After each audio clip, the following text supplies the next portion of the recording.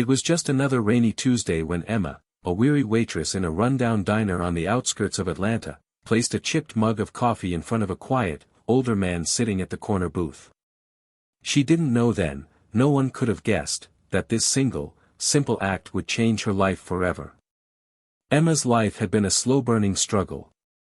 Every morning began with a prayer that her rusty Chevy would start and ended with counting crumpled dollar bills in her apron pocket, hoping they were enough for rent and groceries.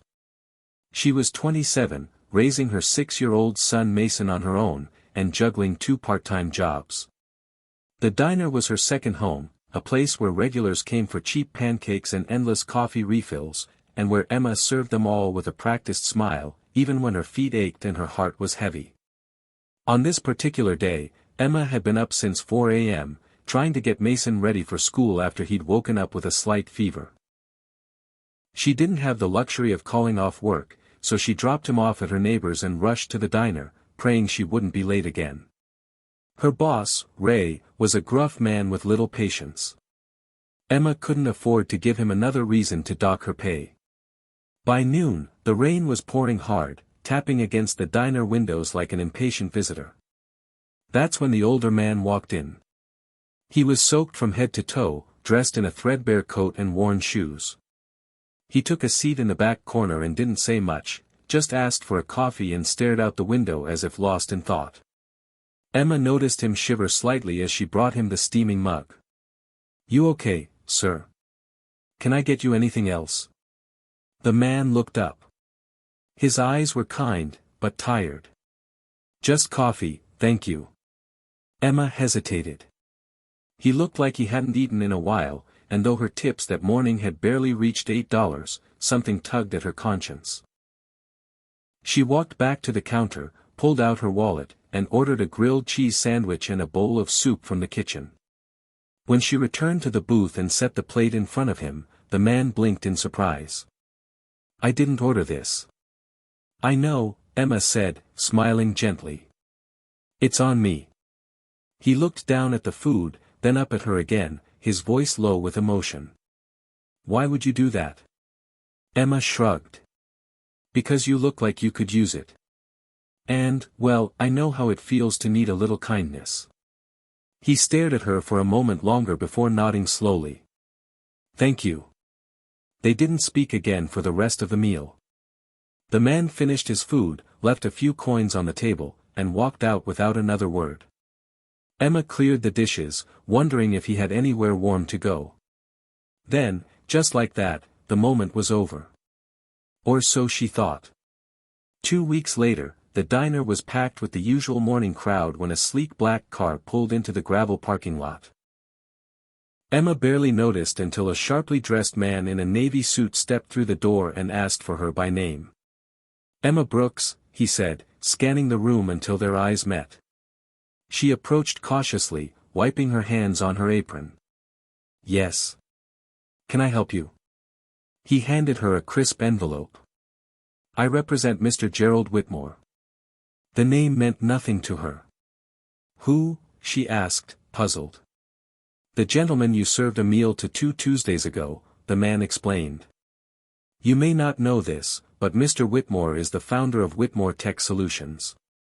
He's a billionaire. He was conducting an anonymous social outreach experiment, to see how ordinary people treat those they assume have nothing to offer them." Emma blinked, stunned.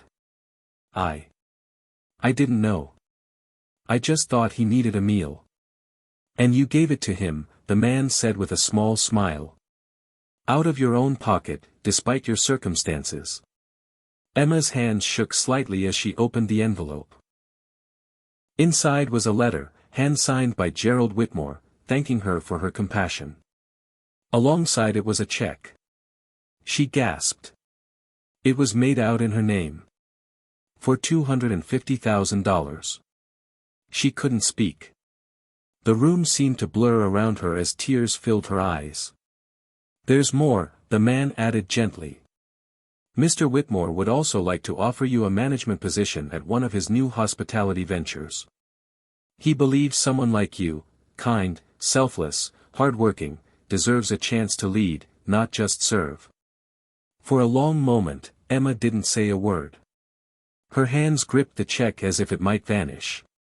People in the diner had gone silent, watching the scene unfold, unaware of how much Emma's life was changing in that very moment. Eventually, she whispered, "I don't know what to say."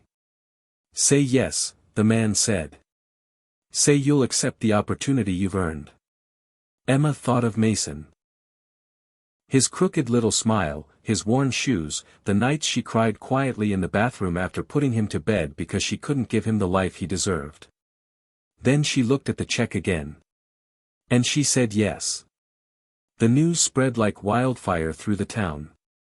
Some called it luck, others called it fate.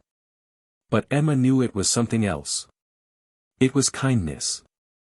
Over the next few months, her life transformed completely. She moved into a better apartment, enrolled Mason in a good school, and began training for her new role. For the first time in years, she woke up without dread. She had a future, a real one. But Emma didn't forget where she came from. Every week, she returned to that same diner, sitting quietly at the same booth, leaving a generous tip for whichever waitress served her. Sometimes, she covered someone's bill anonymously. Other times, she listened to their stories. And once, on a rainy Tuesday, a young single mother walked into the diner, drenched and exhausted, and Emma stood up and handed her an umbrella and a warm sandwich. Because she understood. Because she remembered. And because kindness, even the smallest act, has the power to ripple through lives and rewrite destinies. In the end, Emma's story wasn't just about receiving a reward. It was about reminding the world that goodness still matters. That someone watching from the shadows may see your heart, even when no one else does. And that the simplest act of giving, with no expectation in return, can bring a miracle when you least expect it.